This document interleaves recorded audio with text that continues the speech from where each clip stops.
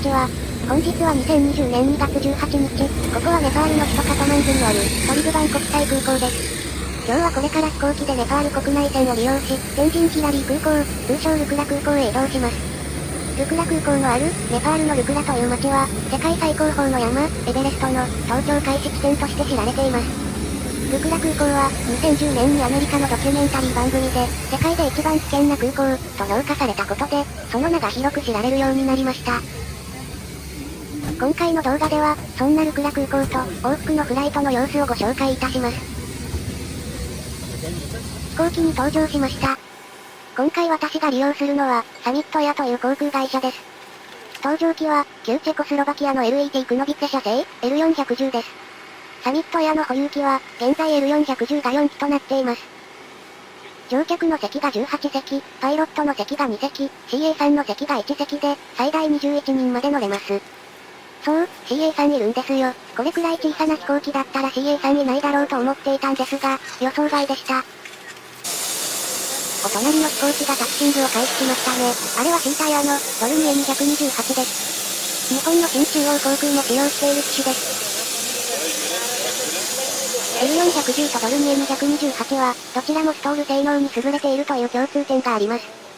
ストールとは、ショートテイクオフ&ランディングの略で、短距離離着陸のことです。ネパールの空港は、滑走路が短かったり、標高が高かったりするものがあるので、そういった空港に対応するため、ネパールの国内線では、ストール性能に優れた飛行機が多く運航されています。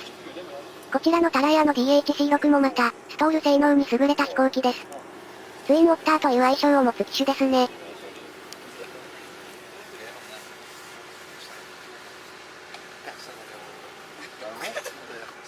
パイロットの姿が見えますね。2人乗務しています。これ、一番前の席に座ればコックピット見られたのか、と思いましたが、この後カーテンが閉められてしまったようです。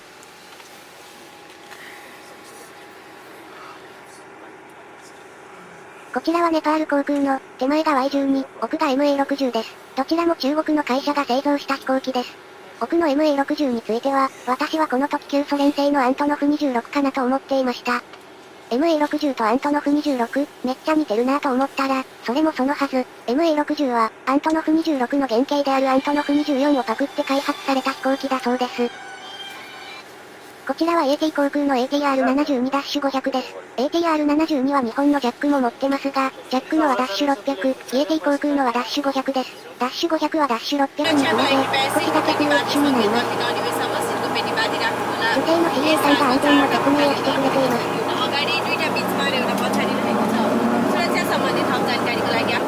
それでは出発です。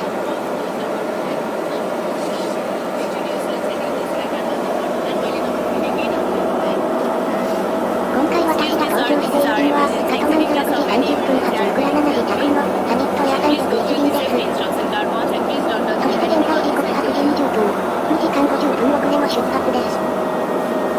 遅れの原因は、ルクラの悪天候です。ルクラ空港への進入方法は、有視界飛行のみなので、指定が悪いとかはないんですよ。2月から4月は就航率が高い方で、遅れることはあっても欠航することはあまりないようです。ルクラ空港に行きたい航空マニアの方は、2月から4月がいいかと思います。3月に就航したネパール航空の成田、カトマンズ線を使えば、東京からルクラへは乗り継ぎ1回で行けますよ。こちらは AT 航空のジェットストリーム41です。ボールペンみたいな名前ですね。こちらはシュリー航空の CRJ700 です。CRJ700 は、日本のアイベックスエアラインズも持ってますよね。こちらはブッダエアのビーチクラフト 1900G です。ブッダエアは、ネパール国内線で最も大きなシェアを持つ航空会社です。離陸に向け、滑走路へタッチングしていきます。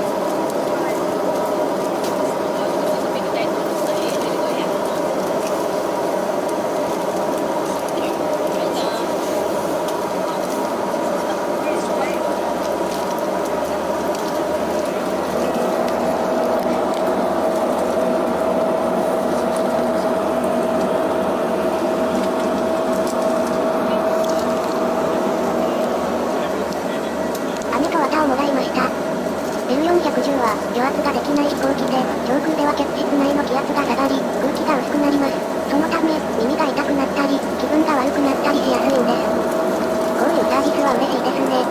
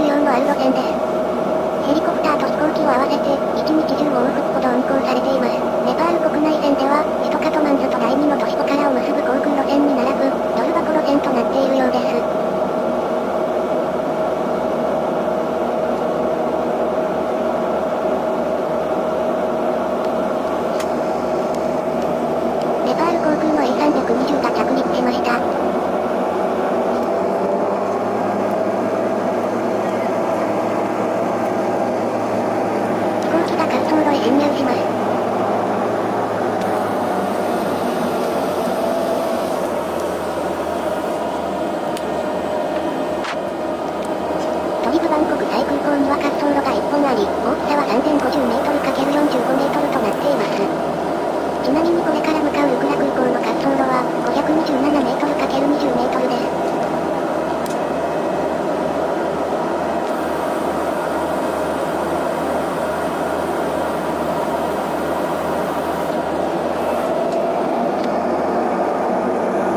あらや滑走路入っちゃってんじゃん。前の飛行機が離陸滑走開始する前に入っちゃダメなんじゃ。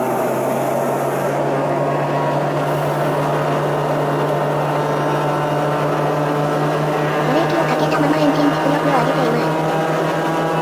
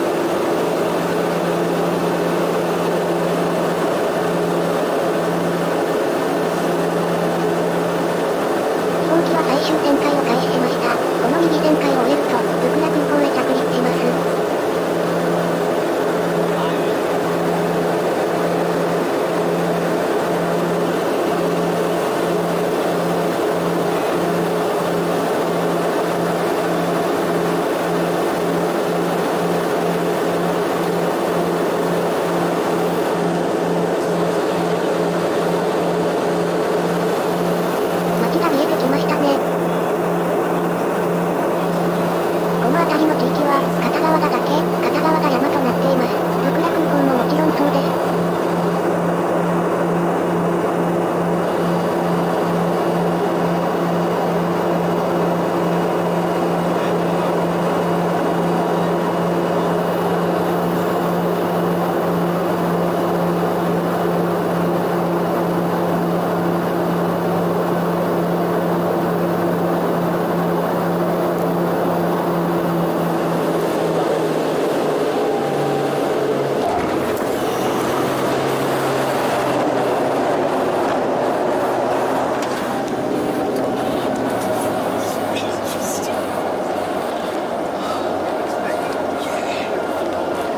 着陸しました。ここがルクラ空港です。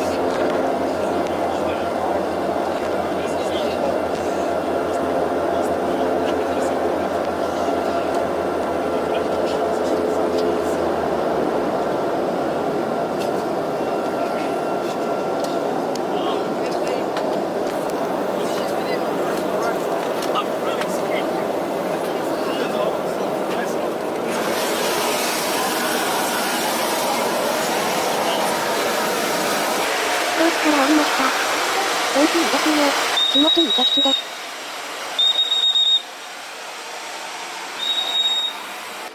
本当に来てしまいました。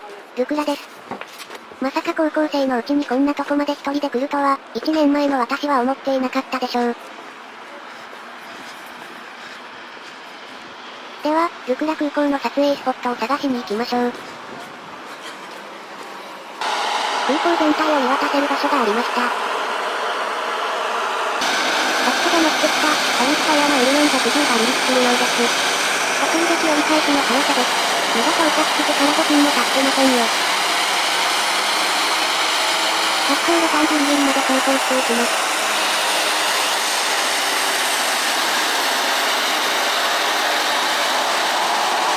ていうか、普通の空港ではこんなアングルから飛行機撮れることなんてないですよね。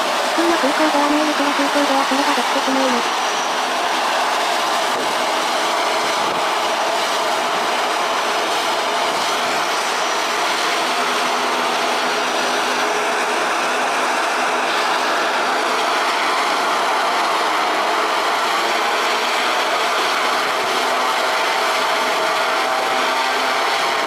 ブレーキをかけたまま、エンジンを全力で回します。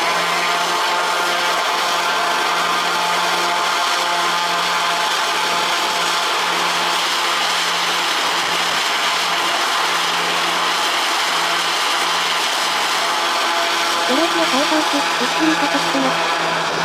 11.7% の勾配がついた坂を下ります。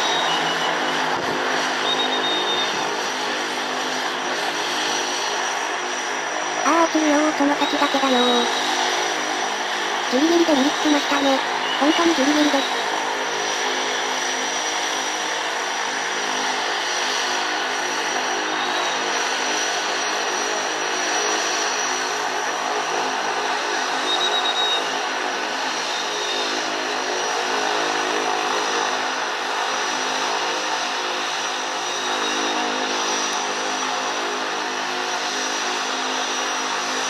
カトマンズへ帰っていきました。こ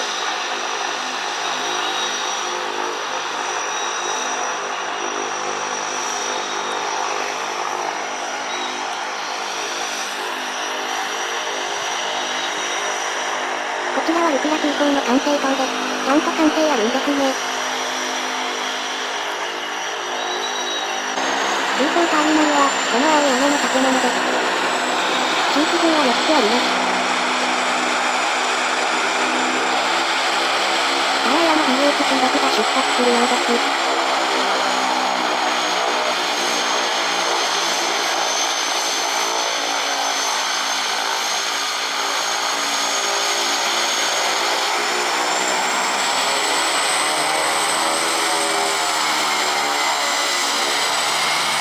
3人のエンジンの出力を変えて、うまく小回りしていますね。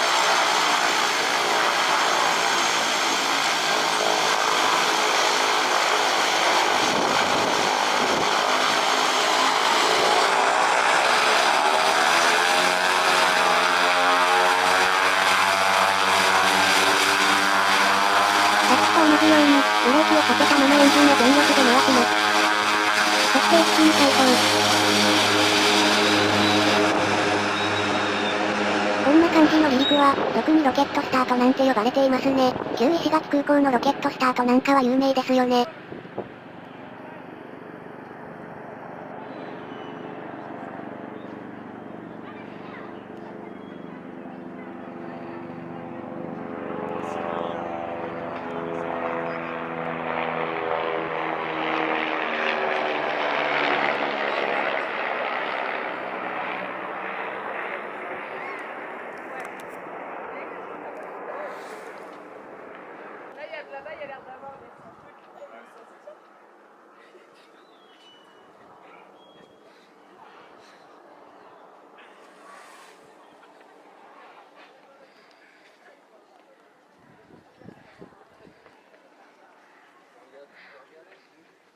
着陸機が侵入してきました。タラヤの DHC-6 です。ルクラ空港の離着陸は、ネパール航空局が認定したパイロットしか許されていないそうです。十分なストール任務をこなした実績が必要だそうです。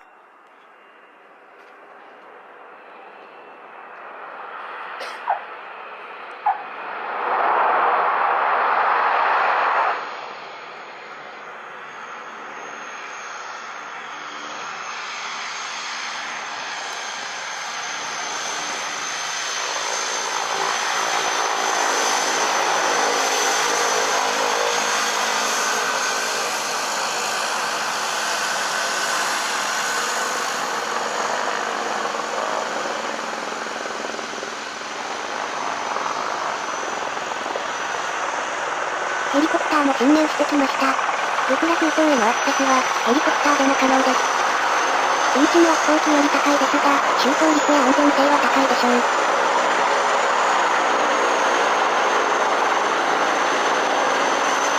このヘリは、アイロスパシアルが開発した AS350D3E という機種です。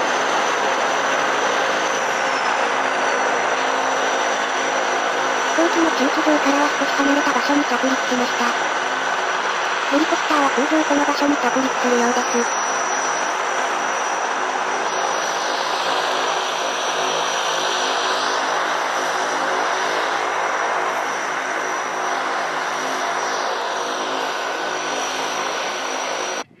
滑走路の真正面に来ました。滑走路の幅は20メートル、長さは527メートルです。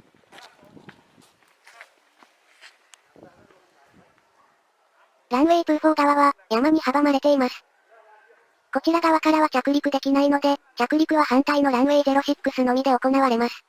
逆に離陸はランウェイ24のみとなっています。確かにゴーアラウンドして、直進したら山に激突しますが、すぐ左右に旋回すればゴーアラウンドできるような気がしなくもありませんね。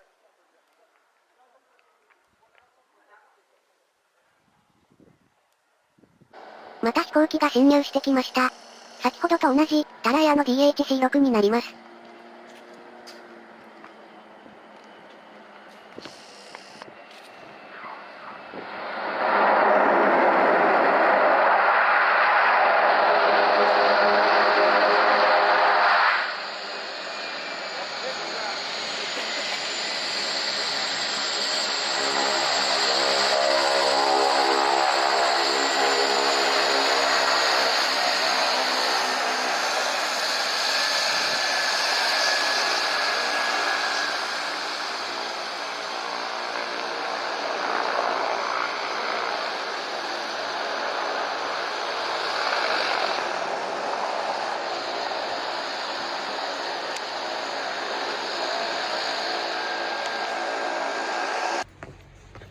一応日帰りでカトマンズへ帰れるように飛行機を予約しているので、帰りのフライトのことを聞きに空港へ戻ろうと思います。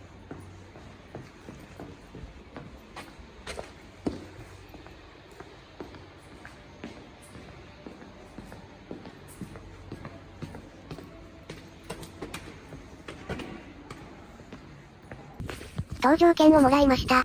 行きのフライトもそうでしたが、便名とかが手書きですね。フライト後は持って帰れるので、記念になりそうです。空港ターミナルから滑走路を見るとこんな感じです。タラヤの DHC-6 が離陸していきましたね。こちらはシータイヤのボルミエ228です。今到着したところみたいです。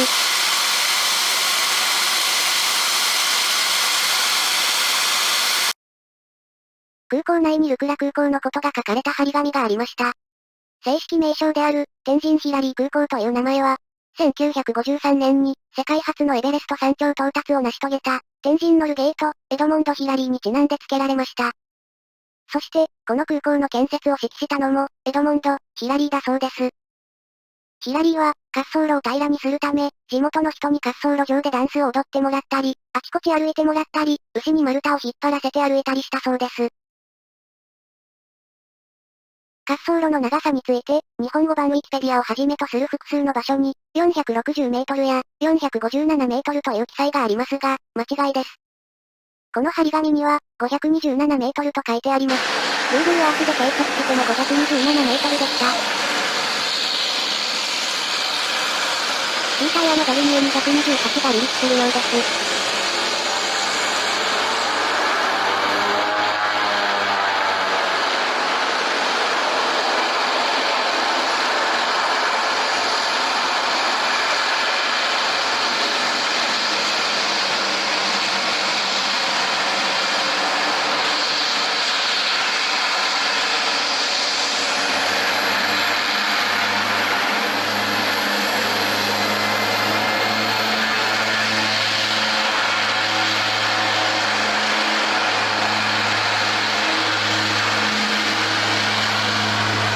横からがとろけっとした後の様子がよくわかりましたね。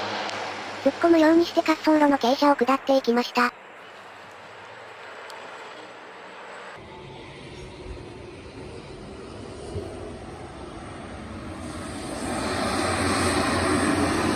サミットエアの L410 が着陸しました。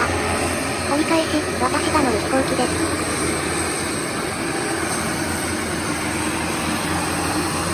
L410 はネパールで初めて見ましたが、面白い顔してますよね。カワセミみたいなお顔です。ただエアの DHC6 が離陸します。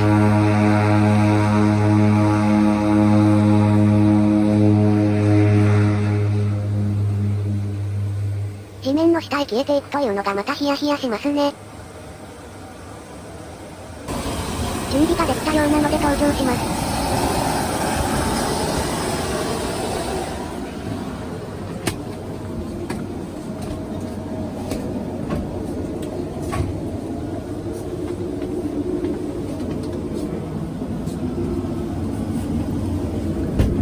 一番前の席にしようかなと思いましたが、ちょっと外が見えにくいので、後ろの席にしました。飛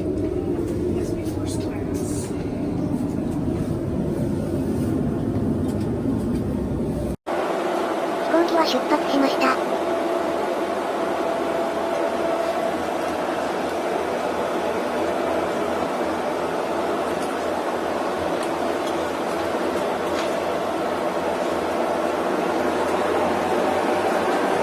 滑走路の端ギリギリまでタッチングしていきます。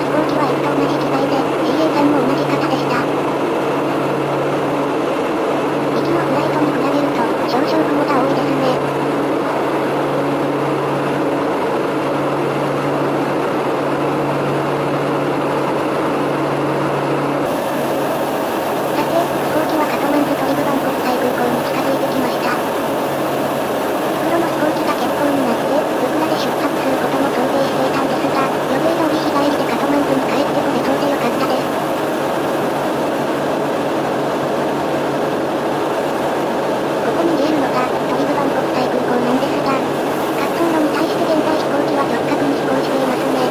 すっごいアプローチの仕方しますね。ちょっと高度高すぎませんかね。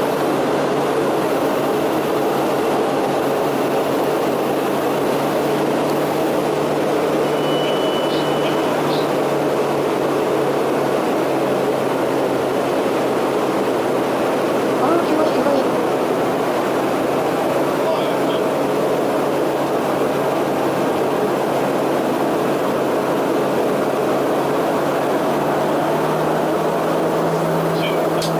コックピットの高度読み上げの音声が聞こえますね。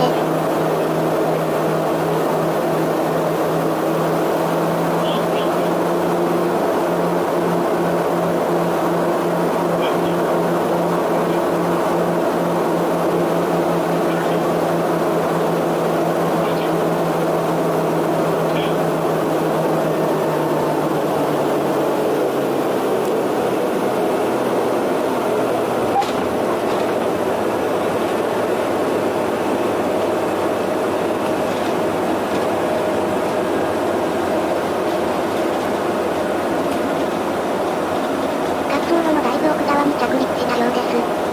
まあ力みに木造船道式に着陸すると駐機場までタッチングするのに時間かかりますからね。